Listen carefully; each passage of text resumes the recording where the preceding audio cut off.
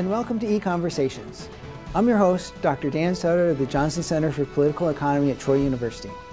Alabama's lawmakers had to go to overtime last year, or specifically to 2 special sessions of the legislature, to pass a budget for the state. What does Alabama's budget situation look like now, both in the near term and the long term? And how do the rather unique elements of our state's budgetary process affect the fiscal prognosis for the state? Joining me on the show today to talk about the fiscal health of Alabama are my colleagues from the Johnson Center, Dr. Dan Smith and Dr. John Dove, who are working on an analysis of the state's financial and fiscal health for the Mercatus Center. Welcome back to the show, gentlemen. Thank you. So let's get started here. We have this rather unique system of budgeting here in Alabama. And there's 2 main parts that we want to get into here. And the first is this idea that we have these general and education funds to our budget. So when we talk about balancing the budget, we actually have more than one budget to balance, right? That's exactly right. Yeah, in the state of Alabama, there's the 2 major funds, right? The 2 major budgets are the general fund and the education trust fund. There are several more minor ones. But again, that's something that's really largely unique to Alabama. I believe there's only about 3 other states that have separate budgets like Alabama does. Everybody else has one large budget and from there distribute those resources accordingly. So tell us a little bit more about these budgets. I mean, is it sort of like if I have a bank, if I have a checking account and a savings account in the bank, I can just go in and shift money from one to the other? Can the state do that very readily, or are these actually separate budgets?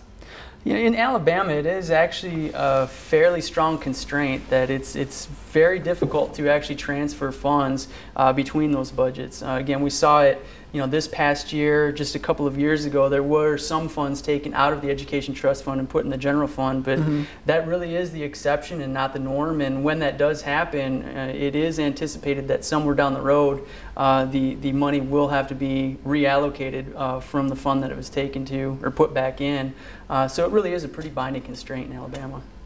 And so last year when the legislature was struggling to pass a budget, was it both of these funds that they were struggling to balance and pass a budget for, or just one of them? Right, and that's an important issue. And one of the issues associated with separate budgets is actually when you look at it, last year it was the general fund that actually had the deficiency. It had about a $200 million deficiency, and so that's really where we saw all these special sessions arise from, and really intense political debate in the legislature and between the legislature and the governor. But at the same time, the education trust fund had a $200 million surplus, and so that does go to show that again, it really is a fairly binding constraint that these 2 are separate. Now, it would seem to be then, if anytime you take this pot of money and you divide it into 2 separate pots, so you're running a danger that you're always going to, there's got to be a greater probability at least one of the 2 is going to be in a shortfall, right? Well, that's exactly right, and that's what we saw last year. That's what we've seen in previous times, and it does appear that this is an issue that seems to be growing, where there tends to be a deficiency in one fund and a surplus in the other fund. Usually, and for reasons that I'm sure we'll get to shortly, usually it's the deficiency in the general fund with a surplus in the education trust fund, and it really is becoming an issue. And if a shortfall in one of these 2 budgets can be used as a rationale to have to raise taxes, it seems like we could almost end up getting whipsawed here, that in the years in which the general fund is short, we have to raise taxes for that, and then a few years later the other fund is going to be in shortfall, so there's raise taxes for the education trust fund. So, I mean, is there a danger that you get whipsawed with these different budgets like this? Oh, definitely, 100%, and that's what we saw this last legislative session, where the governor, repeatedly said that we can't cut anymore. We've cut as much as we can. Now we need to raise revenue. And again, really the problem with that is it creates major uncertainty in the economy, where I don't know what my tax rate's going to look like next year, especially if we're dealing with a shortfall in one budget and there are demands to raise revenue from some other source, and that creates real uncertainty and real problems in the economy as a whole, and really needs to be something that should be addressed. So would combining these 2 different budgets or funds into one general budget be then an option that we can have going forward? What we try to describe in our study is that yes, it is a viable option in the extreme. Because again, at the end of the day, what we really need to remember here is that the issues associated with the state budget, it's not a revenue problem, it really is an expenditure problem. We've seen a massive growth in state expenditures over time, and so it's really that we need to look at. Now in the short run, right, a way to solve these temporary budget problems would be to combine the two budgets. Obviously, a $200 million shortfall and surplus, you can balance those out. But at the end of the day, it doesn't solve the long-run problem, which is the expenditure problem. The other peculiar element of the state budgeting here in Alabama is our rather extreme use of what's known as earmarking of revenue sources. Explain for us what economists mean by this general principle of earmarking. Yeah, so an earmarked revenue source or an earmarked tax is specifically some tax that goes to a specific purpose. Generally, it's to be associated with some purpose that those individuals that are paying for it that are using the service end up paying for it. So for example, you might have a gasoline tax that is earmarked specifically to have that revenue used for things like road construction and road repair. The rationale is then presumably you have a situation where drivers and those individuals using the roads benefiting from having those roads are ultimately the ones that pay for the roads, but it's a specific revenue that's used for a dedicated specific purpose. And so in part it allows us to have the beneficiaries of a specific government service pay for that share of the cost of government, right? That's exactly right, and what's effectively known as a benefits tax, where you try to align those who are actually benefiting from whatever service it is, or those that are paying for it. Those that don't use the service don't end up paying for it. And this graph here is showing the proportion of the funds within each of the two states' main budget funds that are actually allocated for specific purposes, right?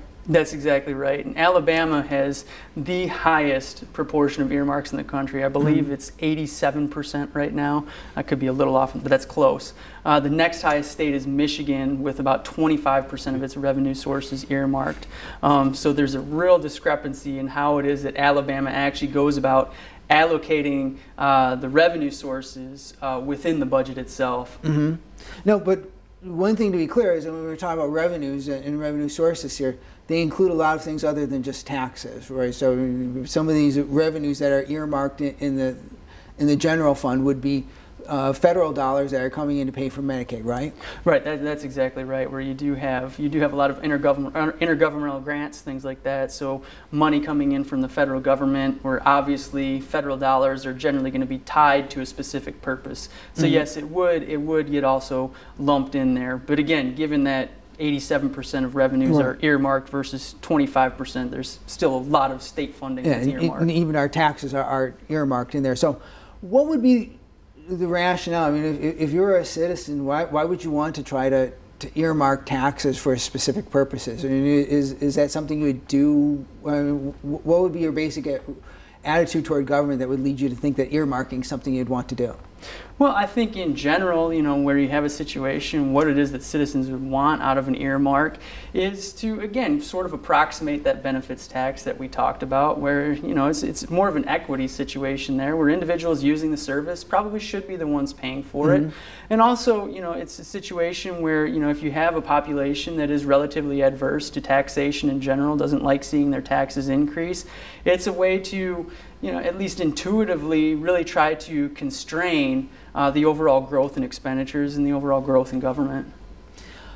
Now, sometimes people refer to the idea that, well, money is fungible, and even if you try to earmark tax dollars, especially if you create a new tax and say we're going to earmark it towards something, it might not end up actually increasing spending on that area because money is fungible to some degree. Explain what's going on with this, and why is it that there's a theoretical reason to think that even though you're earmarking taxes or tax revenues to a given purpose, you're not going to increase spending at all?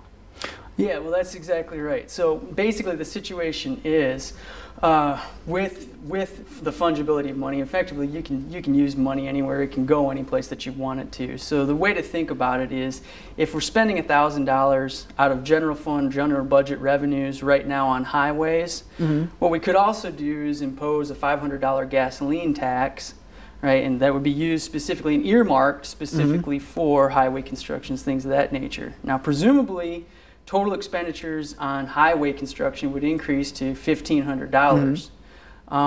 What may also happen, though, and this is where the fungibility issue comes in, is that effectively what we've allowed for is to take 500 of those general fund or general budget dollars. We can now pull that out of highway construction. So we leave the highway construction budgeted at $1,000, and now we have $500 additional dollars that we can spend on any other new project that we want.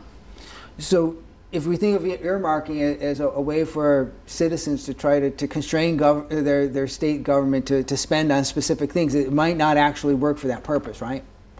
That's exactly right. And many times the issue that we see when that happens is, those dollars end up being spent on something completely different, and overall it only masks overall tax rates and expenditures.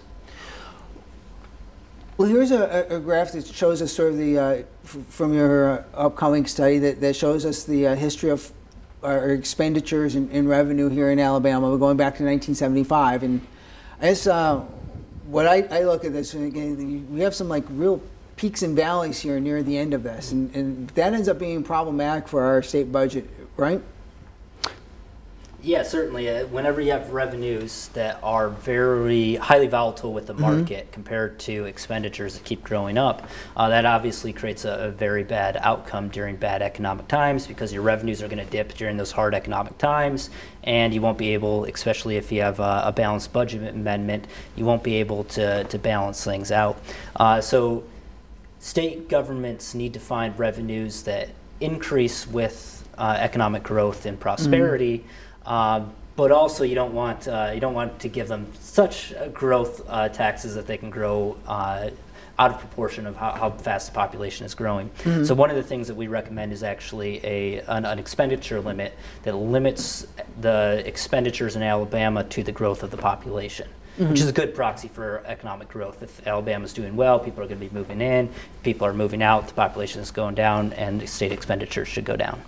And because although overall, I mean, our tax revenues aren't that high compared to other states, but we still have these periods where tax revenues spike up, and it ends up leading to a lot of spending growth during that period that ends up being unsustainable, right? Because they're not putting money aside for the next next budget hit.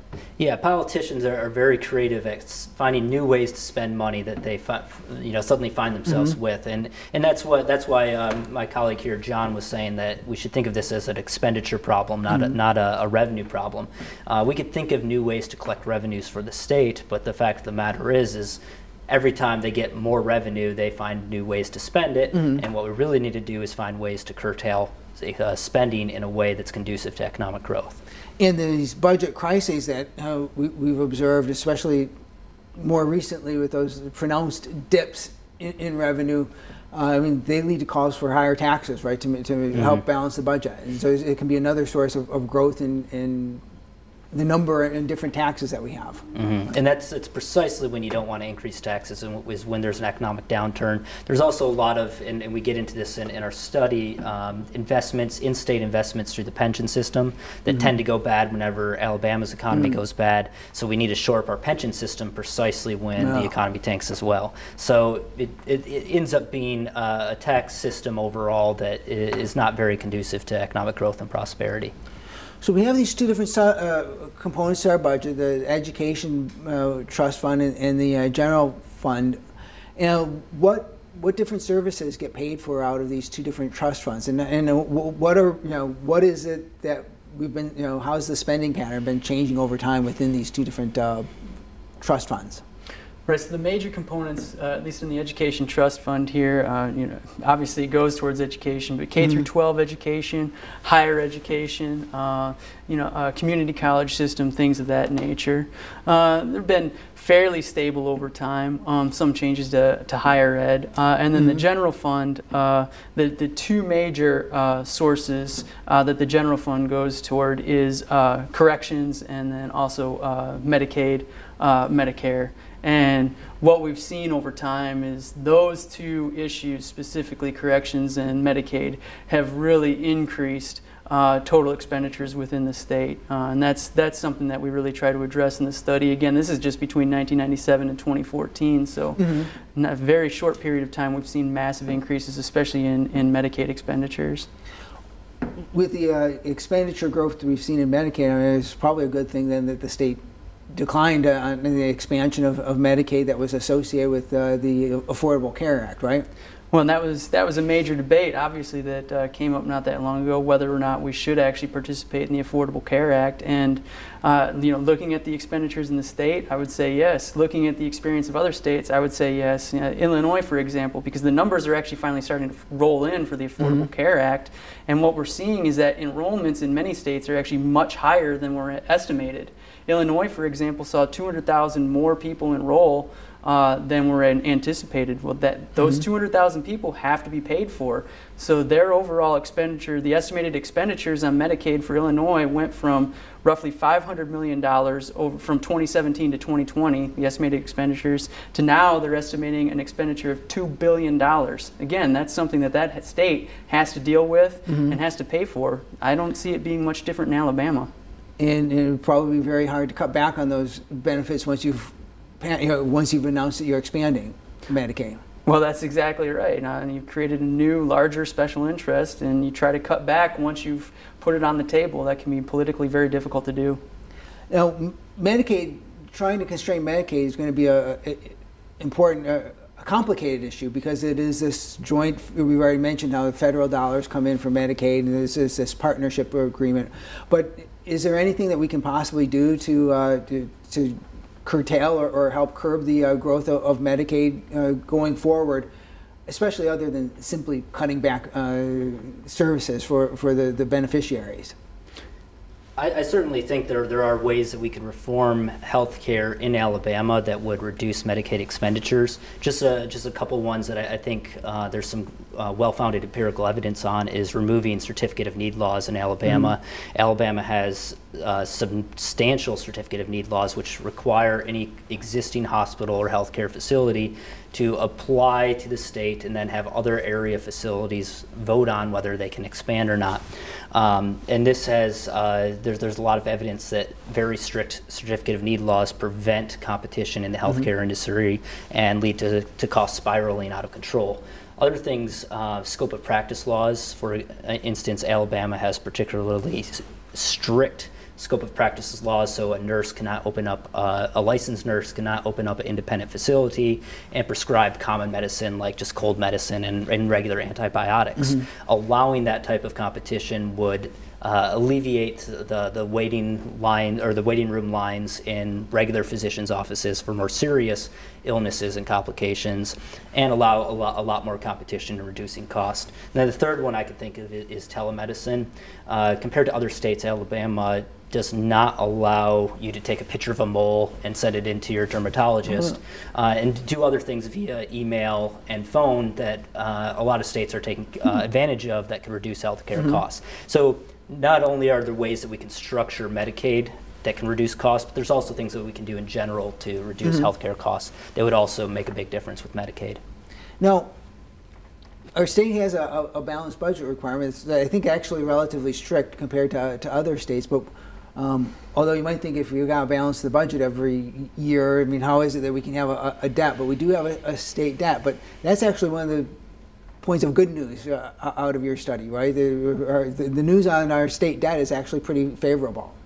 Yeah, that's exactly right. We've seen debt to GDP over time really has declined, and that is a good thing. That means that at least on this margin, there's some long-run sustainability in the state. We're not looking like a place like Illinois or anything like that, which is facing some really serious issues associated with that. But part of that might be attached to the fact that we do have a balanced budget amendment. And also debt limits as well. Some relatively strict debt limits that make it somewhat difficult to borrow. So this is definitely a step in the right direction. And whatever the actual causal mechanism here is, the state really needs to continue down this path at least.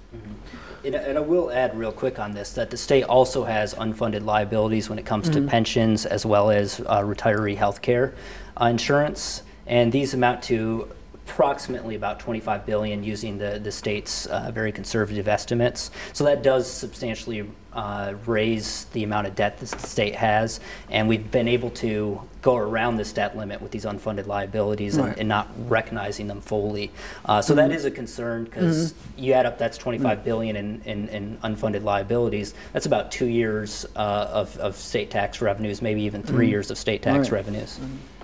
So we've talked about the revenues, or I guess the expenditures side, but I guess there's also the question of how do we go about raising taxes here in Alabama. And Alabama is described as a low tax state, and if you look at the numbers, this is actually one case where the name has some truth, right?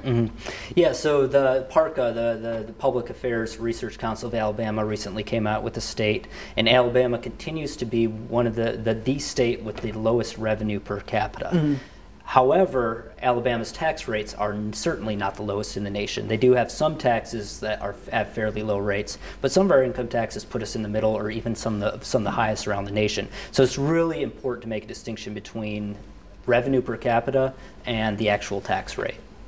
So we're at least doing well compared to some of the highest tax states. I mean, we have a significantly lower tax burden per person than some of the high tax states out there in the country. So I mean, there is some good news in that regard. But if you look around some of the other states around us, the competition is a lot stiffer, and that's probably more relevant than a comparison between Alabama, like say New York or New Jersey or California, right? Yeah, this is what people in the area, we're competing for businesses and individuals. And we have to also remember that individuals oftentimes use pass-through income. They own an individual business that's taxed at the individual income level rather than the corporate tax rate. So we're competing for these residents against these other states, and our overall tax burden is one way to attract residents to the state. And the great thing about tax policy is that if you have a fair tax rate, you'll actually attract more people to your state, and then you could actually increase tax revenues. So the state could actually get more money, ironically, by lowering taxes in some cases. So although we're a relatively low tax state, we're in a region with a lot of other low tax states, and so we face stiff competition, even though we are sort of like a low tax state. Now, Alabama's tax system differs, I think, pretty markedly from some of the other states around us. And if we look at the composition of our taxes, and here we have measures of the three largest areas of taxes, I think, for all states. I mean, most states get taxes in one of three different taxes: income and corporate income taxes, and then sales taxes, and then property taxes. I mean, those are basically the big three when you're talking about state and local finance. And Alabama differs from the states around us in how we collect our taxes, right? Yeah, so we have a 5% income tax rate, and we do have some, there's only 3 states in the nation that offer a federal tax deduction on your state individual income taxes. So that 5% marginal tax rate in Alabama actually tends to be regressive, ironically, because individuals that make more and thus pay more in federal taxes get a bigger refund on the state tax side. So our income taxes, there could be reform that could remove some of those exemptions and make it equal, despite the fact that on face it looks like it's a 5% equal tax rate to nearly everybody. But in practice, with all the exceptions, it actually ends up not being a very equal tax. On the corporate income tax side, we're at 6.5%, and it is one of the highest in the areas. When it comes to sales tax rates, and if you actually combine in sales and local tax rates, Alabama has one of the highest, top 5 highest in the entire nation when it comes to sales taxes. And then in our regional comparison, we can see that we're on the tad higher side than some of the other states. And it's important to keep in mind that states like Florida and Tennessee have no income tax. And Tennessee only has a corporate income tax on dividends and interest. Everything else, no corporate tax beyond that. And Florida has a corporate income tax, and I think that applies to all business activity. Property taxes in Alabama are fairly low. You also see fairly low gasoline and cigarette taxes in Alabama. On the flip side, there's a lot of art taxes like wine, beer, liquor taxes that are very high in Alabama, top 5 in the nation compared to many other states. So although the other states around us are similarly low overall taxes, there are some differences in how we're collecting taxes, and that might be significant because when we look at how different groups score states in terms of how friendly their tax system is for business, we don't do as well as you might think we would. If we have some of the lowest tax burden in the country, you think, perhaps we should score right at the very top in terms of being friendly for businesses, but it doesn't work out that way. Here's some ratings, I think, from two of the main numbers that get cited often, Forbes magazine and then the Tax Foundation. And the bigger numbers here represent a better ranking. So if you've got a small bar, that means you're down near the bottom of the rankings. And we see we're not doing as well as you might think we would be, just given our low overall taxes, right? Yeah, this actually represents an opportunity for the state that we're in a position where we can change the structure of our tax system while keeping the revenue we generate about neutral, so keep that the same, and yet make the structure of our tax system more conducive to business growth and economic prosperity. And in general, the evidence we find on this is that a low tax rate on as wide a population as possible is the type of tax most conducive to business growth. Obviously, all taxes discourage economic activity to some degree. The key is to find tax things that have less economic distortion than other areas. Because I lived in Texas before I came here, and I certainly paid as much, I think more in state and local taxes. When I lived in Texas, I was making about the same. Economic conditions were pretty similar. So I mean, Texas doesn't actually collect less in the way of taxes, but they do collect it in a very different fashion. And I mean, many experts on state and local economic development or things that states can do in a beneficial fashion to help make a better business climate really do point to that, the income taxes, right? Yeah, and this is especially true for small businesses, startup businesses, and entrepreneurship. And these are the ones, as I was mentioning, that pay the pass-through income tax. So they have a business, but it is taxed at the individual income level because that's how they report it. If we reform our state income tax, we can make it far more conducive to business growth and creation, just like Florida and Tennessee have. And on the corporate side, you can see in our tax policy trying to recruit industries to Alabama, we know that there's problems with this corporate income tax. Already the United States has an extremely high corporate income tax compared to other nations. So we're just adding on top of that also having a high corporate income tax as well. If instead, so right now we are kind of bribing corporations to come to Alabama by offering them discounts. If they're specific targeted incentives to specific companies will reduce your tax rates if you come here for 10 years or whatnot. If instead what we did is just lower that rate overall and got rid of those special privileges, it'd be a welcome mat to all businesses to start up of all shapes and sizes. So that'd do far more to create economic growth and prosperity here in Alabama than having the current tax structure that we do have. And that's probably even more important because, I mean, if one of us or somebody here in the Troy community wanted to start a business on their own, a new startup business isn't going to be able to attract some of these tax breaks that the state hands out to businesses when they're trying to recruit them, right? So I mean, our high taxes are going to be a real barrier to the formation of new businesses that are sort of coming out of nowhere. Yeah, that's absolutely true, and that's where most job creation actually comes from. It's from these small startups that end up growing the job here and there that add up across the economy. And Alabama, and we find this in our study, is just not getting that type of entrepreneurship and economic growth.